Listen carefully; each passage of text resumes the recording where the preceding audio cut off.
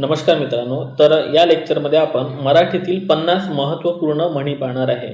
तर आयोगाने म्हणीवरच एक प्रश्न विचारला होता की म्हण म्हणजे काय. तर बघा, म्हणीमधून काय दिसून येते तर अनुभव. कारण म्हणी ज्या पडलेल्या असतात त्या अनुभवातून पडलेल्या असतात. ठीक आहे. मराठी भाषेतील म्हणी म्हणजे पिढ्यानपिढ्या चालत आलेल्या अनुभवाचा एक मौल्यवान ठेवा आहे. कमीत कमी शब्दात जीवनाचे मोठे सत्य आणि शहाणपण सांगण्याची ती एक ताकद असते. म्हणजेच म्हणीमध्ये अनुभव दडलेला असतो, त्या खऱ्या होतात. म्हणून म्हणी ज्या असतात त्या खऱ्या होत असतात मित्रांनो. तर बघा, स्वभाव आणि मानवी प्रवृत्तीवर काही म्हणी पडलेल्या आहे. असे 3-4 घटक आहे याच्यामध्ये, ते आपण बघूया. जसं आता स्वभाव आणि मानवी प्रवृत्तीवर कसं, तर अति तिथे माती. म्हणजे कोणत्याही गोष्टीचा अतिरेक केला तर शेवटी काय होते, नुकसानच होते. म्हणून बऱ्याच ठिकाणी असं म्हटलं जाते, अति तिथे माती.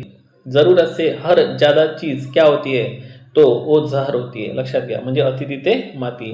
उथळ पाण्याला खळखळाट फार. म्हणजेच काय, ज्याच्याकडे ज्ञान कमी असते तोच जास्त काय करत असतो, बडाया मारत असतो.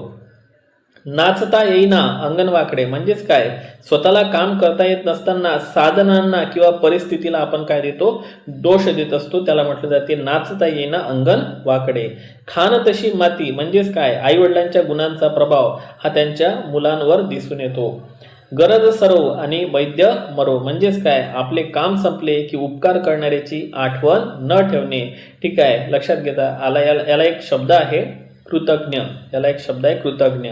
ठीक आहे. जो उपकार जाणत नाही त्याला म्हणायचं कृतज्ञ, आणि जो उपकाराची जाणीव ठेवतो त्याला म्हणायचं कृतज्ञ. ज्ञ शब्द. ठीक आहे. गाढवाला गुळाची चव काय. म्हणजे मूर्ख माणसाला चांगल्या गोष्टीची किंमत कळत नाही. घरोघरी मातीच्या चुली. म्हणजे काय, सर्व ठिकाणी माणसाचा स्वभाव आणि परिस्थिती काय असते, सारखीच असते. चोराच्या मनात चांदणे. म्हणजे काय, वाईट किंवा चुकीचे काम करणाऱ्याला नेहमी पकडले जाण्याची काय असते, भीती असते. चोराच्या मनात चांदणे. दिसते तसे नसते म्हणून जग फसते. बाह्य स्वरूपावरून कोणत्याही गोष्टीचा माणसाचा अंदाज लावणे चुकीचे ठरत असते.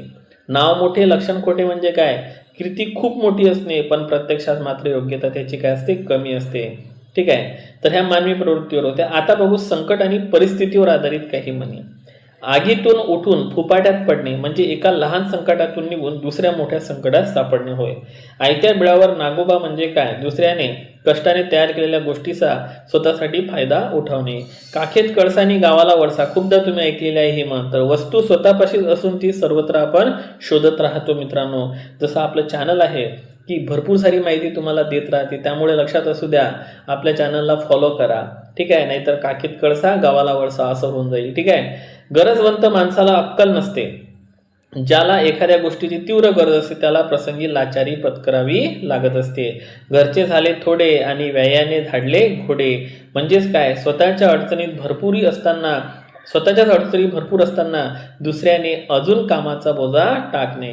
जित्याची खोड मेल्याशिवाय जात नाही. म्हणजे माणसाचा मूळ स्वभाव हा आयुष्यभर बदलत नसतो. थेंब थेंब तळे साचे. ह्या गोष्टीला खूप महत्व आहे मित्रांनो. असंच अभ्यासाचं असते. छोटे छोटे टॉपिक, छोट्या छोट्या गोष्टी जर आपण केल्या तर लहान लहान गोष्टी साठवून एक मोठा संचय होत असतो आपला. ठीक आहे. दुरून डोंगर सांगली. म्हणजे लांबून चांगल्या गोष्टी वाटतात पण जवळ गेल्यावर त्यातील अडचणी समजत असतात.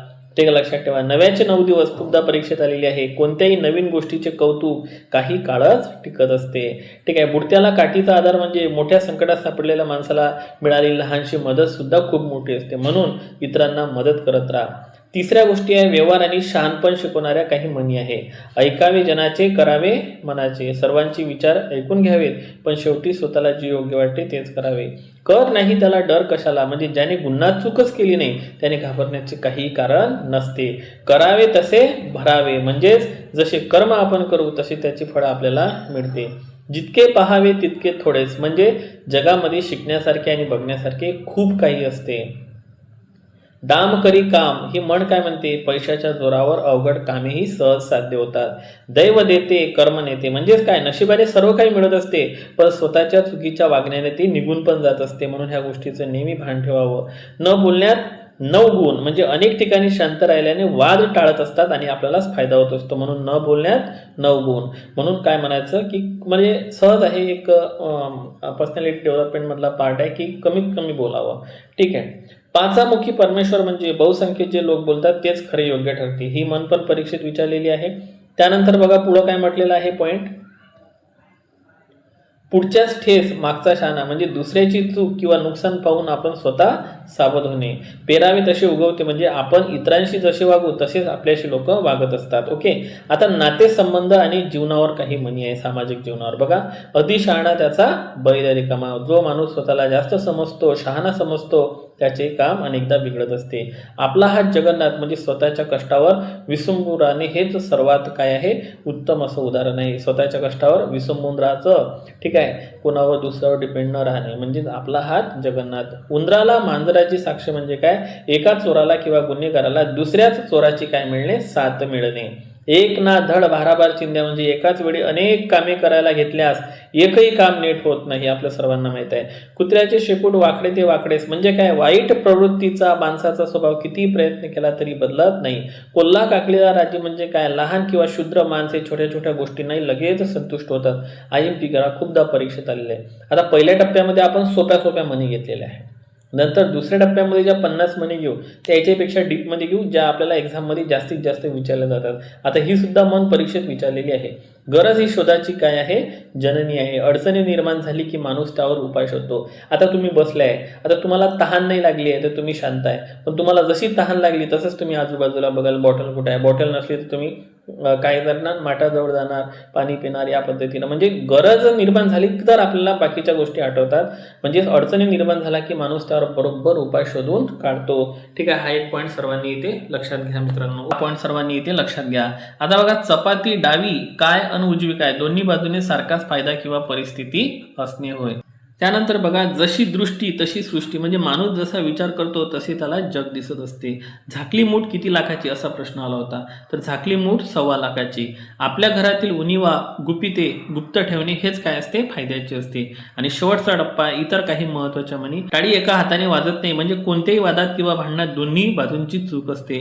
डोळ्यात अंजन घालणे म्हणजे एखाद्याला त्याची चूक अत्यंत स्पष्टपणे दाखवून देऊन डोळे उघडणे होय. हा महत्वाचा, मला ही महत्वाची म्हण वाटत आहे. ठीक आहे, तळहात कशाला आरसा म्हणजेच काय, जी गोष्ट अगदी स्पष्ट समोर दिसत आहे ती सिद्ध करण्यासाठी पुराव्याची गरज नसते. ठीक आहे, त्यानंतर बघा, दगडापेक्षा वीट मऊ म्हणजे मोठ्या संकटापेक्षा त्या मनाने लहान संकट कधीही बरे वाटत असते. नडी फुंकली सोनारे इकडून तिकडून गेले वारे म्हणजे एखाद्याला किती उपदेश दिला तरी त्याचा काहीही उपयोग न होणे. पळसाला पाने किती, 3च असतात. ठीक आहे, म्हणजे कुठे गेले तरी परिस्थिती तीच असणे. बाळाचे पाय पाळण्यात दिसतात म्हणजे एखाद्या माणसाच्या भविष्यातील कर्तृत्वाचे चिन्हे त्याच्या बालपणीच दिसून येत असतात. आणि बघा, परीक्षेमध्ये ही खूप जास्त म्हण विचारलेली आहे. भित्या पाठी ब्रह्मराक्षस म्हणजे काय, जो आधीच घाबरलेला असतो त्याच्यावर अधिक संकटे येतात म्हणून घाबरायचं नाही. आणि 49 बघा, मीठ तिखट करून खाणे म्हणजे लहान गोष्टीचा मोठा भाऊ करून सांगणे होय. आणि शेवटची म्हण बघा 50 नंबरची, हातचे सोडून पळत्याच्या पाठी लागणे म्हणजेच काय, जे सहज मिळाले आहे त्याचा आनंद न घेता जे मिळणे कठीण आहे त्याच्या मागे धावून स्वतःचे नुकसान करून घेणे. तर बघा, म्हणी हा आपल्या भाषेचा अनमोल दागिना आहे. त्यांचा योग्य वापर करून आपली भाषा अधिक आपण प्रभावी बनवली पाहिजे. बघा मित्रांनो, हा व्हिडिओ तुम्ही बघितला नाही, फक्त ऐकला जरी तरी तुम्हाला सांगतो बऱ्याच म्हणी आपल्याला माहीत होईल. अशाच पद्धतीनं आपण समानार्थी शब्द, विरुद्धार्थी शब्द, म्हणी, ठीक आहे, हे सगळे पॉईंट्स आपण या सिरीजमध्ये कव्हर करणार. व्हिडिओ आवडला असेल तर लाईक करा, मित्रांपर्यंत शेअर करा. Thank you so much.